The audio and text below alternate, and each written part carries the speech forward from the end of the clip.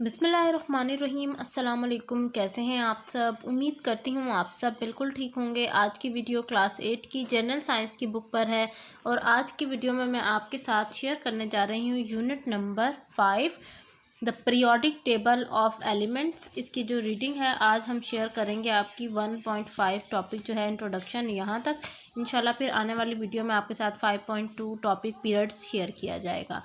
आप सब बच्चे पेज नंबर 62 को ओपन कर लें ताकि आप लोग भी इस लेसन को मेरे साथ रीड आउट कर सकें, अंडरस्टैंड कर सकें।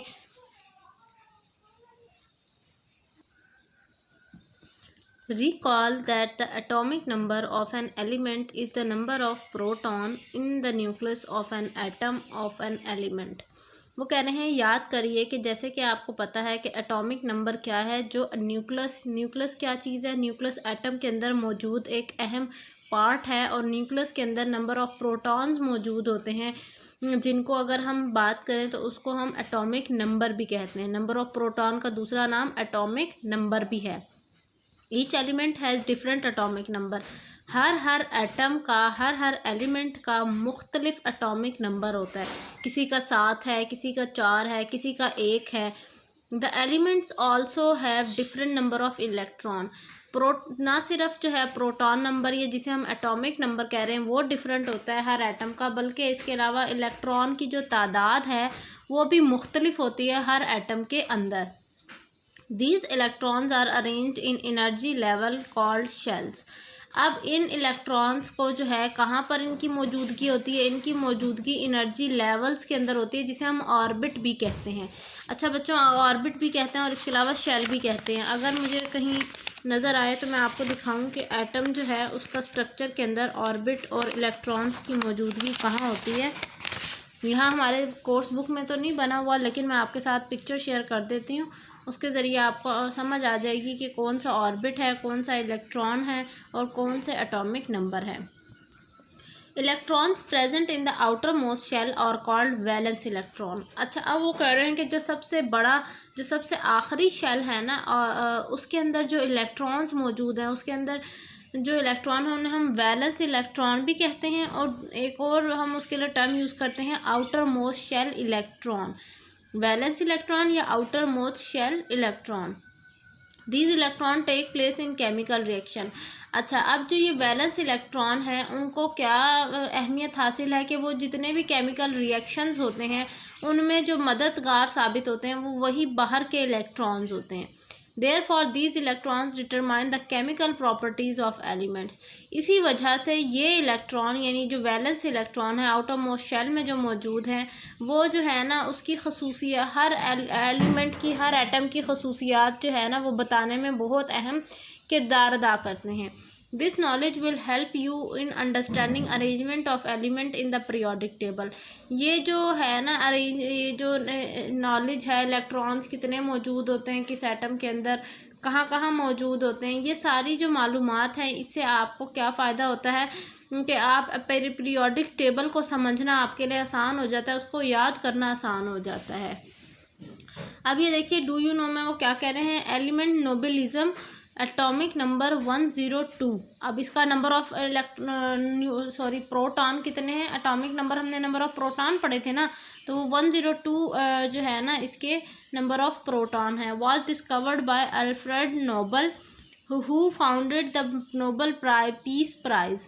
अब वो कह रहे हैं जो ये नोबेलिज्म का जो एटम है नाम का उसको किसने इन्वेंट किया था? अल्फ्रेड नोबल ने, और उसको इस बात की वजह से अवार्ड भी दिया गया था और उस अवार्ड का क्या नाम है? नोबल पीस प्राइज़, ये इसको अवार्ड का नाम था। अब हम इंट्रोडक्शन की तरफ आ जाते हैं। There are 118 elements. टोटल इस दुनिया के अंदर 118 एलिमेंट्स हैं जो कि पीरियोडिक टेबल में मौजूद हैं।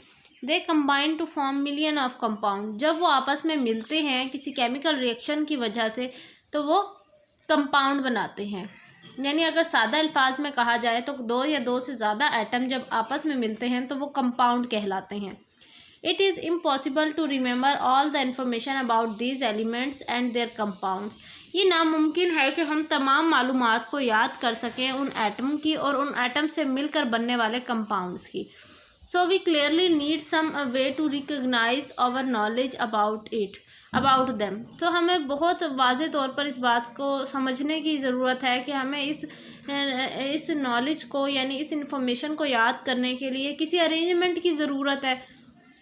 If you have large number of books in your study room and place them in a haphazard way, it will be very difficult to find the book you need। वो कह रहे हैं कि आप समझें कि जैसे आपकी जो पढ़ाई वाला कमरा है उसमें बहुत सारी किताबें रखी हुई हैं और वो बेतरतीबी रखी हुई हैं, आपके लिए कितना मुश्किल है उस बुक का ढूंढना जो बुक आप चाह रहे हैं।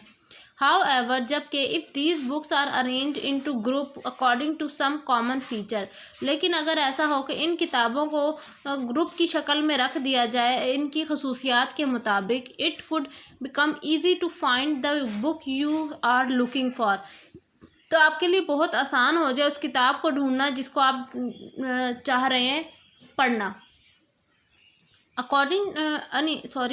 After the discovery of atomic number, जो ही एटॉमिक नंबर को इन्वेंट किया गया बाय मूजले ने इसको इन्वेंट किया था किस सन में, 1913 में।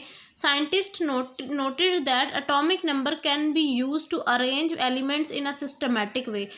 तो साइंसदानों ने ये सोचा और ये महसूस किया कि एटॉमिक नंबर के ज़रिए ही हम जो है ना हर एटम को, हर एलिमेंट को एक तरतीब से अरेंज कर सकते हैं। 10 elements were arrange in the order of increasing atomic number.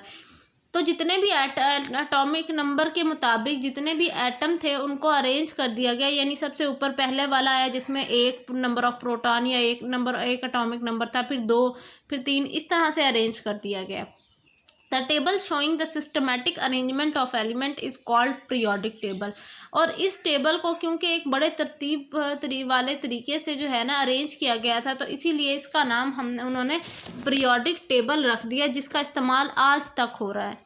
अब डू यू नो पढ़ लेते हैं। The periodic table is widely used in chemistry, physics and other sciences. इस पीरियोडिक टेबल का इस्तेमाल बहुत ज़्यादा हो रहा है केमिस्ट्री की किताब में, फिज़िक्स की और बहुत सारी साइंस की किताबों में। It is generally seen as an icon of chemistry. इसको ऐसे, इस पीरियोडिक टेबल को ऐसे समझा जाता है कि जैसे ये केमिस्ट्री की जड़ है।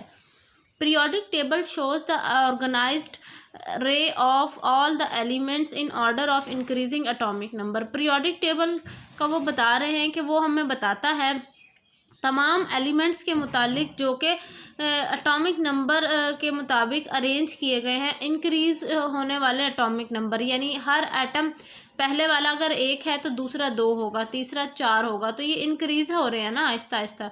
तो इंक्रीजिंग ऑर्डर में इन एटॉमिक नंबर के मुताबिक अरेंज किए हुए एलिमेंट्स जो हैं वो कहाँ मौजूद हैं, ये एटम कहाँ मौजूद हैं, वो पीरियोडिक टेबल में है।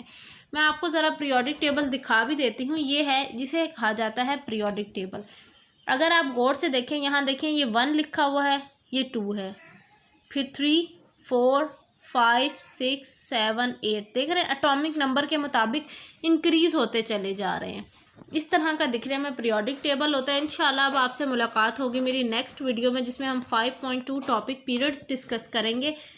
तब तक के लिए अपना बहुत सारा ख्याल रखिए। चैनल को सब्सक्राइब करना मत भूलिए। इसके अलावा वीडियो को तो ज़रूर लाइक कीजिए, ज़्यादा से ज़्यादा इसको शेयर कीजिए अपनी फ्रेंड्स के साथ। मिलती हूँ नेक्स्ट वीडियो में। अल्लाह हाफिज़।